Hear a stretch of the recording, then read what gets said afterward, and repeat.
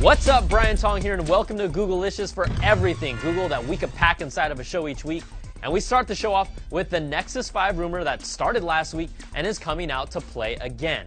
The latest tweet from EvLeaks shows a full high-res version of the rumored white Nexus 5 on the backside with the expected black front, and it also mentions November 1st as the possible launch date.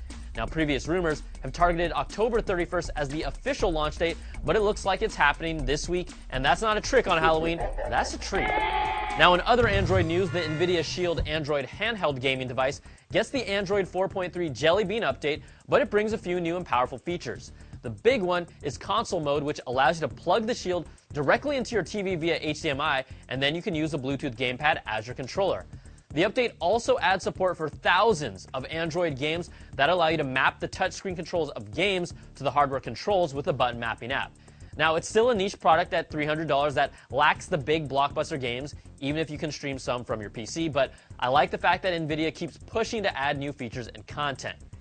Now, Samsung has said it's officially rolling out its own Android 4.3 Jelly Bean update that will let US phones like the Galaxy S4, S3, and Note 2 work with the new Galaxy Gear smartwatch that previously only paired with the Note 3.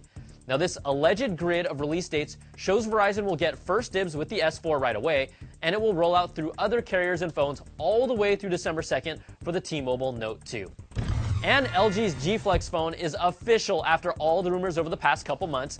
The 6-inch quad-core smartphone that features a curved touchscreen and rear control buttons will hit Korea in November, but US pricing and availability remains unknown. Now, the screen's pixel density is a little disappointing for screen buffs at 244 pixels per inch, which isn't the end of the world, but its coolest feature, though, might be the G Flex's curved booty that sports an elastic, self-healing coating that LG says mends and protects the phone from day-to-day scuffs and scratches. You know, they should have just called this phone the Wolverine. That would have been much better. All right, let's switch gears and check out our app of the week. It used to be called Mini Tasker, but it's now called Condi. But let's see how it can help you out. I'm Dan Graziano, and I'm going to show you how to automate your Android device with an easy-to-use app called Mini Tasker. Unlike many of its competitors, the app is free in the Play Store for devices running Android 4.0 or higher. Mini Tasker is designed to automate different Android actions. Say you want music to start playing when you plug in your headphones, or maybe you want the brightness to be turned down when your battery is low. All this and more can be set up in just a few steps. Open Mini Tasker and click on the plus icon. Select the Launch an App option and choose the app you wish to use. For me, it's Pandora. Next, click on Headset Connected and choose which kind of headset you plan to use, one with a mic, without a mic, or any type. For automating the brightness, once again, click on the plus icon, but this time select the screen brightness option and set it to your liking.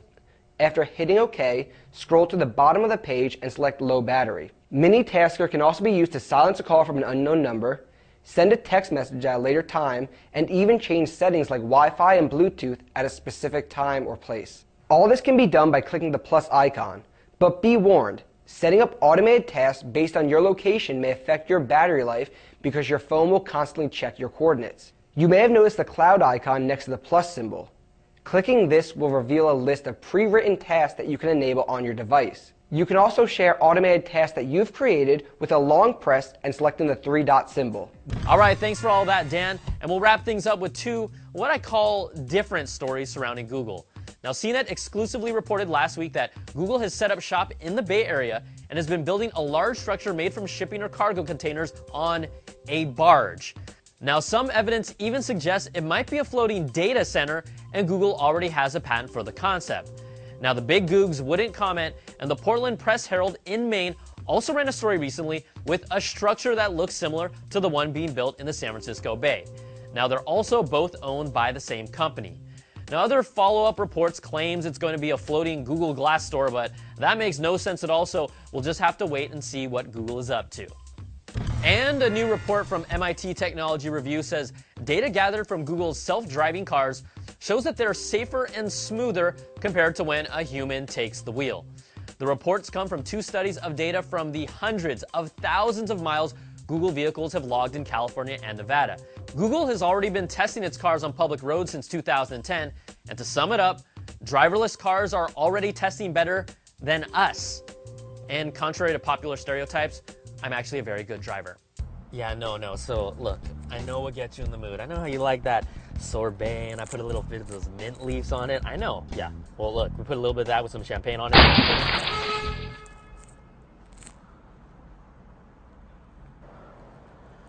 Asian drivers. Anyways, baby, check this out. All right, that's going to do it for this week's show. Email us at Googlicious@cnet.com or tweet me at Brian Tong, and we'll answer what we can. I'm Brian Tong. Thanks so much for watching all the Google goodness this week, and we'll see you next time for another taste of Googlicious. Googlicious.